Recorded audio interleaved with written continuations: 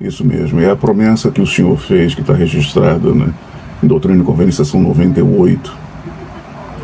E ele diz, falando sobre as nossas orações, e eu já mencionei isso anteriormente para vocês, se me permite, vou repetir. Doutrina e Convênio, seção 98, versículos 1 a 3. Como temos algumas pessoas hoje que vão estar assistindo essa transmissão pela primeira vez, aqui está a palavra do Senhor. Doutrina e Convênio, seção 98, versículos 1 a 3. Não temais, e que se console vosso coração. Sim, regozijai-vos sempre e em tudo dai graças, esperando pacientemente no Senhor, porque vossas orações chegaram aos ouvidos do Senhor de Sabaote, que é o Criador do primeiro dia, e estão registradas com este selo e testamento. O Senhor jurou e decretou que serão atendidas. Portanto, ele vos faz essa promessa com um convênio imutável de que serão cumpridas. E todas as coisas que vos tiverem afligido reverterão para o vosso bem e para a glória do meu nome, diz o Senhor. Então, nesses tempos difíceis em que nós estamos vivendo, tempos conturbados e tempos, muitas vezes, cheios de incertezas, que causam ansiedades, que causam depressão para alguns, uma profunda tristeza pela partida de entes queridos, temos essa promessa do Senhor. Todas as coisas que vos tiverem afligido reverterão para o vosso bem e para a glória do meu nome, diz o Senhor. Então isso é uma promessa, por isso a gente chama o livro de Doutrina e Convênios. Esse é um convênio que o Senhor fez. Um convênio, e ele diz, imutável. Então vem a pandemia, vá a pandemia, vem a outra pandemia, vem guerras, vem o que for, desastres naturais, o que for. O convênio é imutável, não pode ser mudado.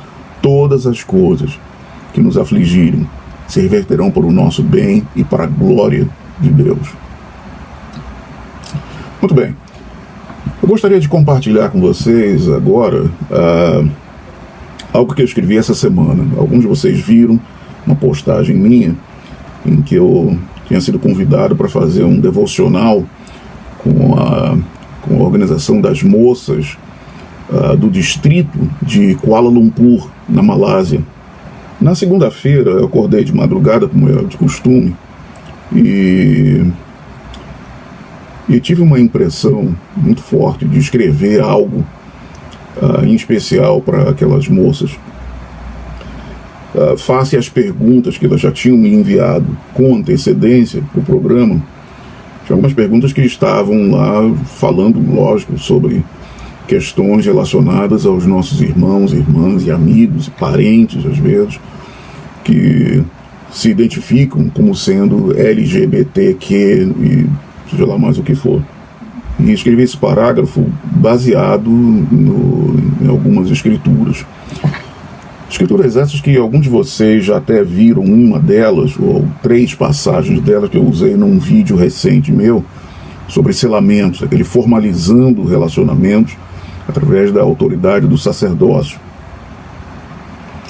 onde o apóstolo Paulo chama, e isso está uma tradução minha do livro de Hebreus, capítulo 9, o apóstolo Paulo chamou Jesus Cristo de o sumo sacerdote de boas coisas por vir, por um maior e mais perfeito tabernáculo. Eu também citei as palavras de Moroni, em Éter, capítulo 12, em que ele diz que todos os que creem em Deus podem, com segurança, esperar por um mundo melhor. E também Mormon ensinou, isso está em Moroni, capítulo 7, Mormon ensinou que em Cristo virão todas as coisas boas. Então, baseado nisso, eu lembrei, então, nesse texto, as palavras que nós temos nas Escrituras, pérola de grande valor, o Senhor declarando lá no livro de Moisés que a obra e a glória dele a glória dele é levar a efeito a imortalidade, a vida eterna dos filhos e filhas dele. Mas aí eu me voltei para o apóstolo Paulo, lá no livro de Romanos, capítulo 12, capítulo 8 de Romanos, no Novo Testamento da Bíblia. E Paulo diz o seguinte: rogo-vos, pela compaixão de Deus, que apresenteis o vosso corpo em sacrifício vivo, santo e agradável a Deus. E não vos conformeis com este mundo, mas transformai-vos pela renovação de vossa mente, para que experimenteis qual seja a boa, agradável e perfeita vontade de Deus. Porque digo a cada um de vós que não pense de si mesmo além do que convém, mas que pense com sobriedade, conforme a medida da fé que Deus concedeu a cada um. Está em Romanos capítulo 12, eu fiz uma tradução minha do versículo. Então, esse é um conceito que nós encontramos também no livro de Mórmon. Um daqueles registradores do livro de Mórmon, um homem chamado Amaleque, ele escreveu lá em Omni, versículo 26, nós devemos oferecer nossas almas como um sacrifício a Deus, ofertar nossas almas a Deus. Então nós consagramos os nossos corpos para a glória de Deus, independentemente do estado atual de nossos corpos. Consagramos nossos corpos para a glória de Deus, independentemente do seu estado imperfeito atual. Agora, e aqui está o parágrafo então que eu escrevi para as moças lá de Kuala Lumpur, na Malásia. O adversário está tentando nos convencer a colocar os desejos e apetites de nosso corpo mortal acima das leis de Deus. O adversário está tentando nos convencer a colocar nossos desejos e apetites do corpo mortal acima das leis de Deus. Se nós cedêssemos a essa tentação, nós nos separaríamos da inspiração e da força que vem pelo poder do Espírito Santo. E isso poderia nos levar a ver profetas e apóstolos como obstáculos à satisfação de nossas inclinações mortais, ao invés de vê-los como realmente são, que são amigos nossos.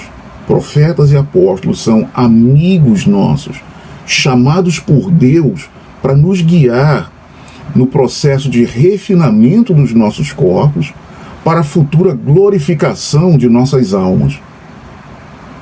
Apóstolos e profetas são amigos nossos, chamados por Deus para nos guiar no processo de refinamento dos nossos corpos para a futura glorificação de nossas almas.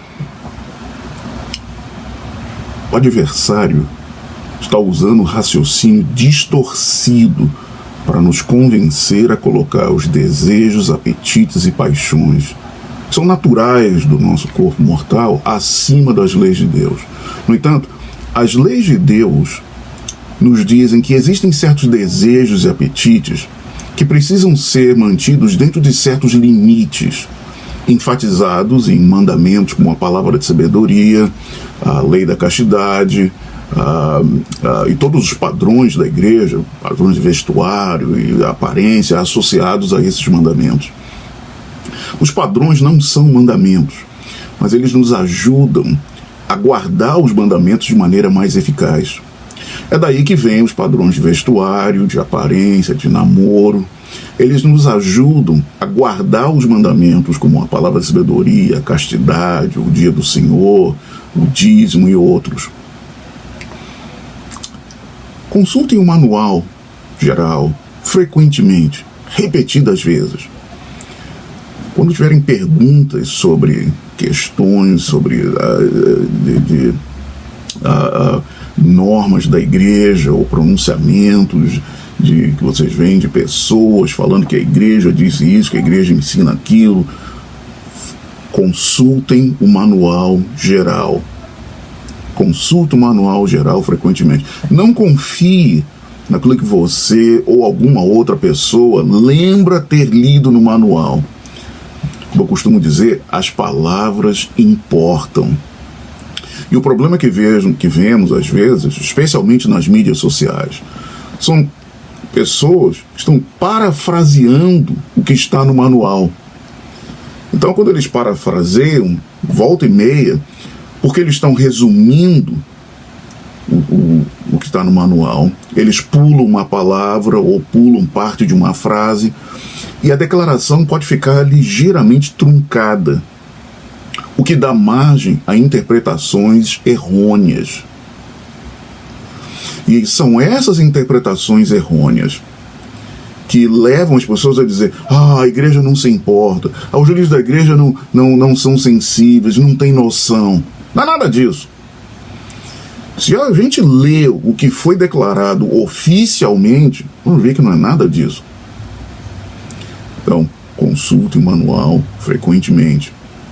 Observe que aqui nas nossas conversas informais, frequentemente eu vou ao manual para ler o que está lá. Eu mesmo não confio naquilo que eu lembro de ter lido no manual. E aí então eu retorno ao apóstolo Paulo, dessa vez em Romanos capítulo 8. Se o Espírito daquele que dos mortos ressuscitou a Jesus habita em vós, aquele que dos mortos ressuscitou a Cristo também vivificará o vosso corpo mortal, pelo seu Espírito em que vós habita.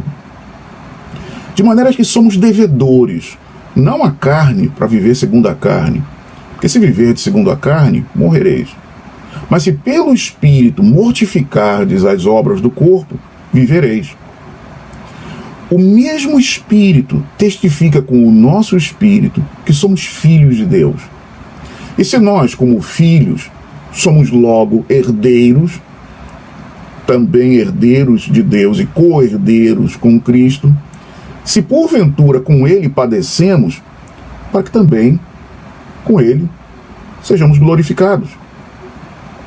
Porque as aflições desse tempo presente não se comparam com a glória em que nos há de ser revelada. Porque a ardente expectativa da criação espera a manifestação dos filhos de Deus. As aflições deste tempo presente não se comparam com a glória que em nós há de ser revelada. Então, isso foi o que eu compartilhei com as jovens moças. E tinha alguns rapazes assistindo a transmissão também, lá na Malásia, na segunda-feira passada. Então, eu acho que isso possa ser, espero que isso possa ser de utilidade para alguns. Recebi algumas perguntas já aqui, antes de começar essa live, e gostaria de abordar uma delas.